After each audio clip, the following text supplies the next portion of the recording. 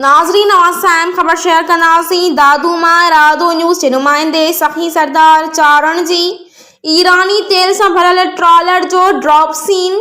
SSP दादू पंहिंजी police जी अखियुनि में सुरमो विझी छॾियो।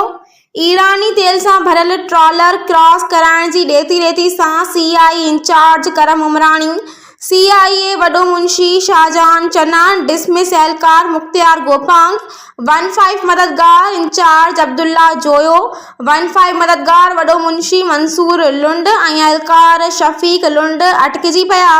मुंहुं मारी भी थी। पुलिस ऑफिसरनि ऐं एहलकारनि में ॾेती लेती तां मुंहुं मारी बाद सीआईए इंचार्ज ईरानी तेल सां भरियल ट्रॉलर हिरासत में वठंदे एहलकार शफ़ीक लुंड मथां ट्रॉलर क्रॉस कराइण जो इल्ज़ाम मढ़े केस क्वार्टर घाट कराए छॾियो।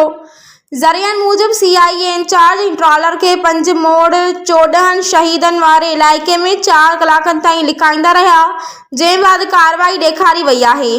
अस्सलाम वालेकुम, मैं हूं आमिर हुसैन अल रहीम मार्केटिंग की तरफ से। फरहान अली वारिस सिटी जो कि सेफ एंड सिक्योर प्रोजेक्ट है और तमाम इदारों से मंजूर शुदा है, प्री लॉन्चिंग के बाद अब करने जा रहे हैं अपने प्रोजेक्ट को लॉन्च।